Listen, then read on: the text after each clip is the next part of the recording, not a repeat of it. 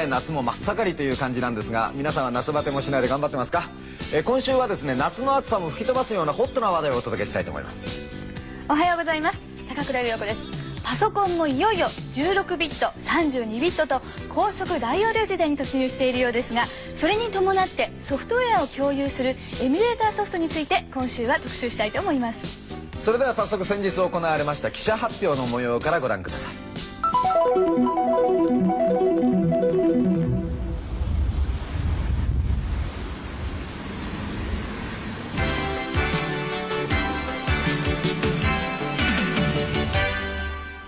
僕は今パレスホテル2階松の間に来てます。こちらでは MZ2800 で今まで明らかになっていなかったエミュレーションソフト、こちらの発表会が行われるというのでやってまいりました。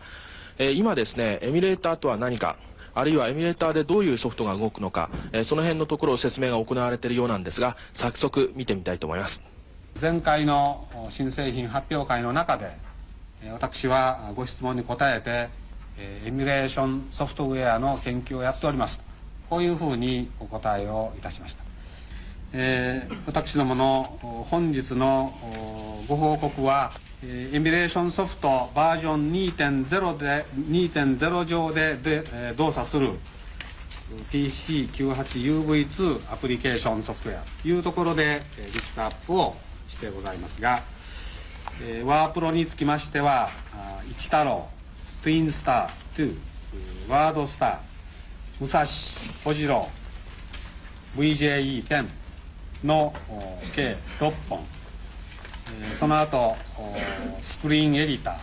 あるいは表計算、データベース、グラフィック、ゲーム、この23本につきまして確認を終えました。本日この発表を機にですね、シャープの名でもってこの23本は走りますということと、今後のこれらのソフトウェアのバージョンアップについて真面目に対応をしてまいります。このことは私どもはエミュレーターというものの進化というのは決して世の中の3500本4000本を動かしに行くのが我々の今後の進化であるとは思っておりません。最もよく使われているソフトを動ける環境をご提供し、それを今後も真面目にそのサポートを続けていくということが一つこういう意味での市場のニーズではないかと、このように考えております。再度確認をしつこいようですがさせていただきたいんですが、私どもは98の互換機を作るつもりは毛頭ございません。先ほど実は僕このエミュレーターを開発された方とここでちょっと話したんですけれども、なんかエミュレーターの内部構造とかですね、こんな風に動いてるんだとか、トラップをかけて、IO をシミュレートしてるとかですね、いろいろそういった貴重なお話も伺ったんですけれどね、それ聞いてて、いやエミュレーターってもなかなか難しい、構造じゃないかな。ちょっと僕も解析とかしてますけど、相当高度なプログラムだなっていう気もしました。エミュレーターですか。また今日はなんか新しい言葉をね覚えそうですけれども、それでは一体エミュレーターとは何なのか、その辺からちょっとドクターに聞いてみたいと思います。よろしくお願いします。はい、こんにちは。ドクターパソコン宮永です。エミュレーターあるいはエミュレーションシステム、エミュレーションソフト、懐かしい言葉です。と言いますのはね、これは決して新しい言葉ではございませんで、大型コンピューターの世界ではもう20数年前からですね、しょっちゅう常識的といいますか当たり前に使われてきた言葉なんです。どういうことかって言いますとね、大型コンピューターというのは値段も非常に高いわけなんですけれども、どんどん技術が日進月歩で進んでまいりましてね、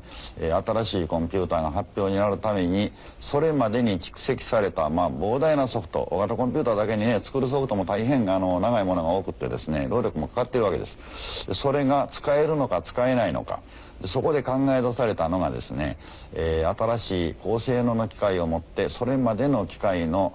プログラムを走らせようと、それまでの機械の真似をしてみせようと、こういうことだったんです。でこれは今申し上げたように大型コンピューターの世界ではアメリカでも日本でももう常識的になってるんですけれども、なぜそういうじゃ大型コンピューターでそんなうまい方式があったのにパーソナルコンピューターではそういうことやらなかったのかと言いますとね、これはねエミュレーションっていうのはねある程度ね機械が強力な性能を持っておりませんとね、できないことなんですよ。必ず高性能な機械がそれよりやや下の機械の真似をして見せることはできると、こういうまず前提条件がありますので、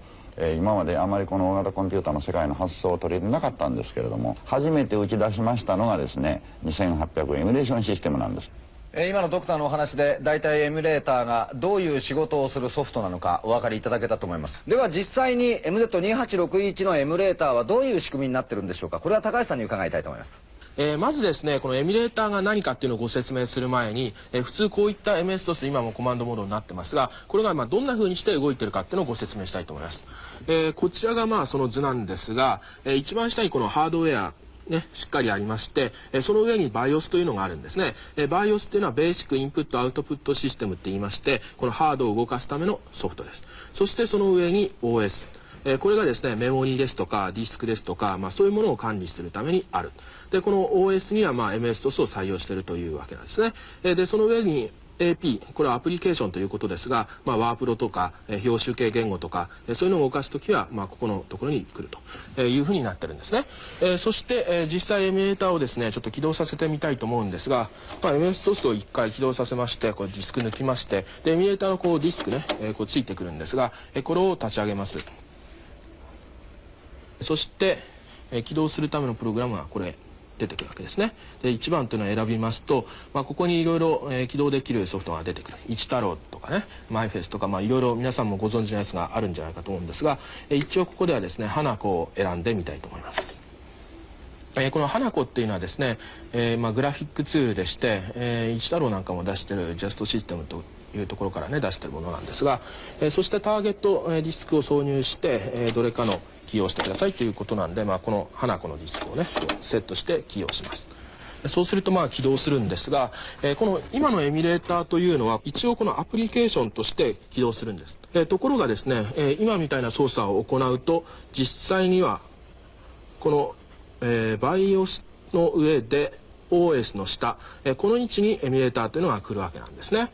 それで実際この MS-DOS という同じ共通の DOS を採用してれば、このアプリケーションソフトっていうのは大体どのパソコンでも動くと、これが本当は建前なんですね。ところがこのアプリケーションの中で、こういった BIOS とかハードウェアを直接操作するものがある。そこで OS が同じでも動かない、そういう問題があるんですが、このエミュレーターをですね、この位置にこう入れることで、実際このアプリケーションから BIOS とかハードウェアを直接操作しても、一旦このエミュレーターの方が受け皿になって同じような環境を与える、つまりトラップしたりとか、そういうことなんですがやるわけですね。そうすれば同じアプリケーションが動くというわけなんですね。ちょっと図形の読み込みなんていうのをご紹介したいと思います。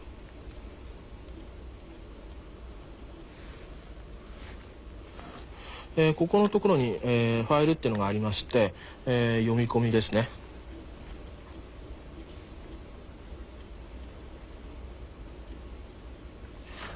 そうですね、地学なんていうのをちょっとこれ地学のテストっていう意味なんだと思うんですけどね、読み込ませてみたいと思うんですが、こういうですね、エミュレーター方式っていうのの特徴を挙げれば、8ビットパソコン、MZ2500 とかそういうもので、蓄積してきたソフトっていうのが、自分でソフトを作ってたくさんあるわけですね。でこのソフトを活かしながら、他のターゲットパソコンのですね、プログラムなんかも動くと。加えて言うならばですね、こういうMZ2800 の場合には、65000色のグラフィックスとか、あるいは書院28みたいなそういう優れた機能がありますからね、そういうものを使いたいというような希望にも応えられるというわけで、このエミュレーターという方式を作ったっていうことは、MZ2800 のコストパフォーマンスをかなり上げるっていうことにも成功してるんじゃないかと思います。ちょっと小中学生には難しい説明だったかもわかりませんけどね、要するに隣のうちにですね、花子さんと一太郎さんという人がいるわけですよ。それでいつもお付き合いしたいなと思ってたんだけど、真ん中に深い川があってね、お付き合いができない。そこにエミュレーターという橋がかかったんで、花子さんや一太郎ともお付き合いができるようになったと。ね、パソコンの使い道の幅が広がったわけですね。じゃあこの辺のことを実際にソフトを作っているソフトハウスの方はどう思っているのか。全国250社のソフトハウスが集まりまして、日本パーソナルコンピューターソフトウェア協会というのがあるんです。そこの理事にお話を伺っております。はい、慶応大学の前からこんにちは、山下明也です。今日はですね、今話題のエミュレーションソフト、これについてソフトウェアハウスの方々がどのようにお考えになっているのか伺うために、この三田にやってまいりました。メリットの方から先に申し上げますと、我々が卓集展開をし、それに対して相当膨大な開発コストが必要でございます。ところがそういうコストなしに現状のソフトがですね、いわば卓集展開と等しいような状態に置かれるということがですね、非常なメリットだろうと業界に対しまして、大きなメリットを感じております。それから我々の業界でもまだ公式にですね、その現在のソフトが確実にその保管機のハードで動くかという問題点についてはまだいろいろ問題があります。それは、正式に両社の、技術並びに、その他の部門で徹底的な検討を加え、かつまた共同作業でそれを確認するという作業がまだ行われておりません、オフィシャルに。それをオフィシャルにするためにも、パソ協としましては8月下旬にシンポジウムを開いて、メーカー並びにユーザー、と我々ソフトメーカー3社によりまするシンポジウムを問題点の解決のために開きたいと考えておりますけど、その点がこれからの問題だろうと思いますが、現状としましてはこの方向に行くのはやはり我々のソフト業界としましては大いにその歓迎するところでございます。当然でしょうね。やっぱりね、ソフトハウスの方にもメリットはあるわけですけどもね、今後の MZ2861 のエミュレーターを取り巻く動きに注目をしていきたいと思いますが、お知らせの後はですね、 MZ2861 の新作オリジナルソフトを取り上げたいと思います。お楽しみに。861のエミュレーターソフトを取り上げて、それを使って走るソフトをご紹介してるんですが、今度は MZ2861 の新作オリジナルソフトをご紹介しようと思うんですね。実は今日スタジオにソフトハウスの方にお越しいただきました、パレットなどのソフトでおなじみのダイナウェアの木原さんです。よろしくお願いします。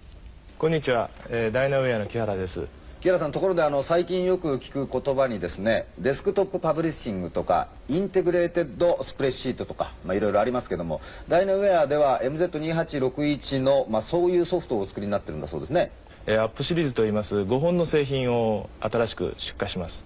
もう間もなく今月中には出荷する予定でございますけれども、今日はこの5本の製品の紹介をさせていただきたいと思います。まずこちらの画面を見ていただけますか。私どものこのアップシリーズという製品はですね、私どものオリジナルのダイナウェアウィンドウというウィンドウシステムの上で動いております。画面の上にですね、今こういうふうにウィンドウが出てます。そしてマウスで操作ができます。じゃあ5本の製品ちょっと見ていただきます。こちらのスイッチというところがございまして、ここにを出しますとデスクアップ、クリッパー、プランナップ、チャートアップ、それからパソコンファックスニッパチ、それから、あとおまけのソフトとして書印コンバーターなどが使えるようになっています。ではまず私どものデスクトップパブリッシングのソフト、デスクアップのご紹介をします。ここでまずデスクアップをメニューから選びます。そうするとデスクアップが動きます。動きます間に、実際のサンプルを見ていただきたいと思います。デスクトップパブリッシングで作ったソフトですね、通常のワープロと違いますのは、カラーの、お絵かきソフトで作ったカラーの絵であったり、あるいは、文字、そして図形、これらが同時に扱えるんですね。さらにデスクアップの場合ですとですね、文字を縦書きにも書けます。縦書きに書いたものをさらに5段組にもできます。ですから今までのワープロではできなかったような多彩な表現ができるんですね。では実際画面の方で見ていただきましょう。まず動きますとこういうふうに、タイトル画面が出てきます。ここでデータディスケットを入れます。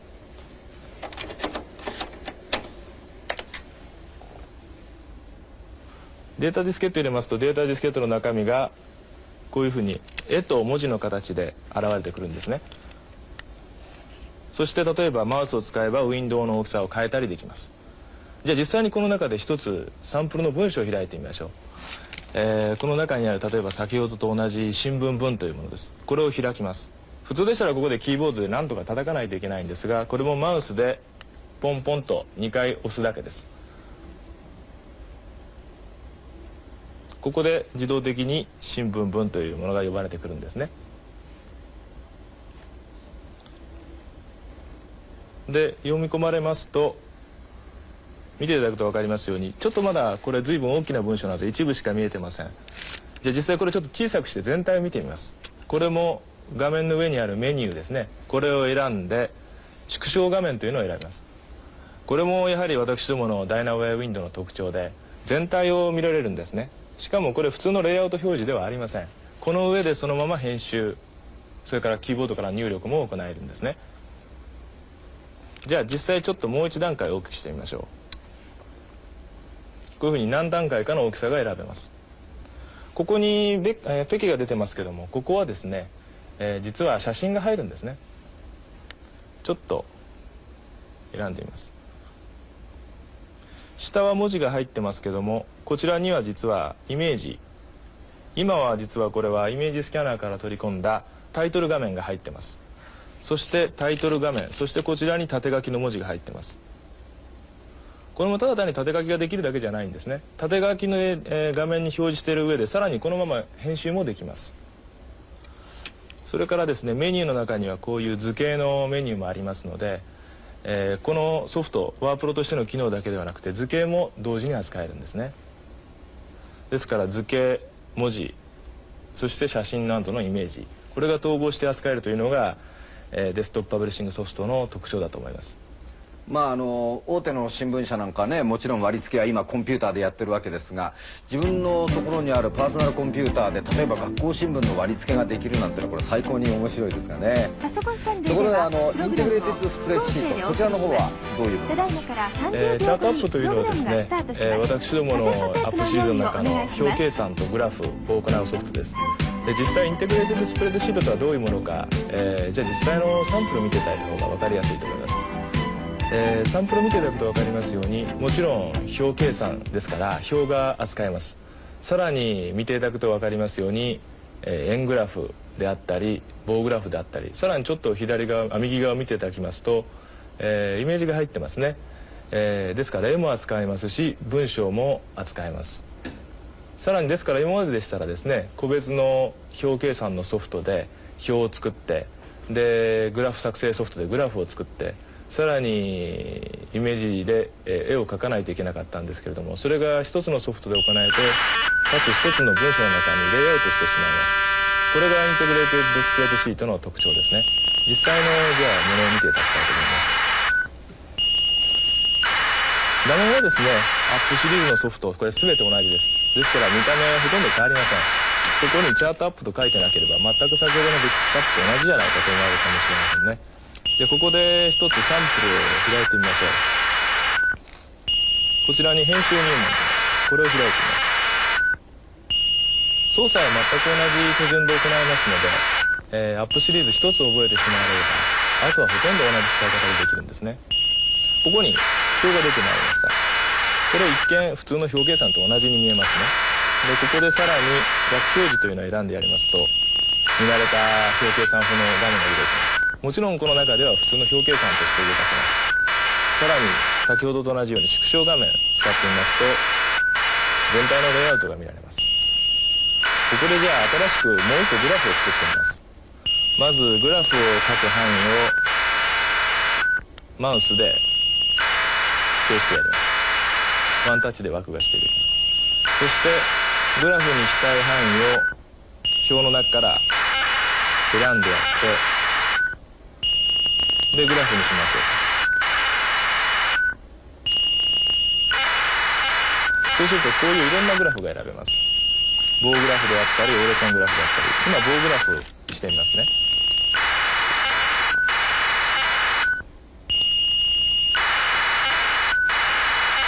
そうするとここでワンタッチで棒グラフができます。こっちのグラフは邪魔だな、もっとこのグラフを大きくしてみようというふうな場合にはですね、このグラフを切り取ってしまってさらにこちらにある棒グラフを大きくしてやります。そうすると自動的にグラフが大きくなる、ワンタッチで変更ができてしまうんですね。ですから今まででしたらのりとハサミで随分苦労して作られてたような報告書もワンタッチで作れてしまいます。なるほどね。こうやって見ていると本当になんか発想の転換が必要ですね。今まではパソコンでこういうことをやってみたいとか、こんな仕事をやらせたいっていうことで頭をひねってたわけなんですが、今度は違うんですね。パソコンがあればこんなこともできる、こんな仕事もできちゃうという、木原さん、やっぱりそういう時代になったんでしょうね。そうですね、このアップシリーズの5製品を使えばですね、今までパソコンで難しい、パソコンだとワープロと表計算しかできないじゃないかと、それもワープロの使い方を覚えて、次に表計算の使い方を覚えて、今度データベースやろうと思ったらとてもやっていけないと思われてたような方もですね、全部同じ使い方で使えますし、さらにもちろんアップシリーズの中では自由にデータのやり取りもできます。ですから先ほどのデスクアップのような、社内報のような新聞を作ったり、さらに営業報告書であったり、さらに学校のレポートですね、論文なんかも書けます。ですからこれを使えばいろんな新しい使い方が広がっていくと思いますね。これから一生懸命頑張って、私なんか内知恵をひねってですね、プログラムを作るよりもソフトの方でパソコンの環境を変えてくれると、そういう時代じゃないかなと思いますけどね。木原さん、どうもありがとうございました。さてお待ちかね、次のコーナーです。ゆういち&あきらのパソコン、これがテクニックだ。はい、今週はですね、X1 用のトップルジップ。このゲームのコンティニューコマンドっていうのをご紹介しようと思いますが、ただこのゲームはね、F5 のキーを押しますと、ゲームオーバーになった時にアイテムを持ったまま再び最初からできるっていうのは皆さん知ってる方も多いと思いますけど、それ以外にもですね、やられた面から再びコンティニューするっていう隠しコマンドもあったんです。でそれを今からご紹介したいと思いますが、ゲームが動いている時にですね、コントロール P で画面を一回中断させます。そしてここでですね、ジッピング号を応答せよってローマ字で打つわけなんですが、打ってみますと ZIPINGOUPOUSEYO するとこんな感じでベルの音が鳴りましてね、今やられましたけど、ステージ3でやられた時にF1 キーを押します。そうすると再びもう一度ステージ3から始まるわけなんですね。しかも持ってるこういった拡散とかいったアイテムはそのまま全部持ってますからね、これを使えば最終面クリアも夢じゃないと思いますので、皆さんもぜひお試しになってみてください。はい、今日の僕のテクニックは MZ2800 で24ドットの漢字を表示するというものです。実はですね、今、この画面に表示してるんですけれど、こういった漢字24ドットの明朝体の漢字および非漢字なんですけれど、これはですね MZ2800 の、書院のシステムディスクの2というものの中にフォントが入ってるんですね。でそのフォントを利用してですね、こんな風な表示ができるんですが、プログラム的には非常に楽でして、だいたいこんなものなんです。オープン文の R でもって72バイトでランダムファイルのアクセスを行う。そしてフィールドも同じですね。それで GET でもって漢字の番号を入力して、そしてパターンでもって表示する。もちろんマイナス24を指定するわけですが、こんな風にするだけで今みたいな明朝体の24ドットの漢字が表示できますので、いろんなソフトのタイトル表示とかそういうものに使ってみるのも面白いんではないでしょうか。いやー、いつもながらお二人のマル秘テクニックすごいですね。この二人には夏バテなどないようですけどね。さて、今週の最後はお楽しみソフトプレゼント、何でしょうか。はい、今週は先ほど木原さんがご紹介なさいましたアップシリーズの中からチャートアップを3名の方にプレゼントいたします。はい、このソフトはですね、本当にもう多種多様な機能がありましてね、表を作るのはもちろんのこと、その作った表を簡単に折れ線グラフとか棒グラフに直すこともできますしね、ビジネスマンの方はもちろんのこと、僕みたいな学生はぜひレポートを作るのに使ってみたいなって感じなんですけど、何しろこのソフトお値段が55,000円。これはお買い得ならぬもらい得なんじゃないかなと思いますので、皆さんもどしどし応募してみてください。はい、応募要領はこちらです。住所、氏名、年齢、職業、電話番号、希望ソフト名、今日はチャートアップとお書きの上、どしどしご応募くださいね。宛先は郵便番号540、大阪東局区内テレビ大阪パソコンサンデーソフトプレゼント係までです。そしてキーワードもお忘れなく。はい。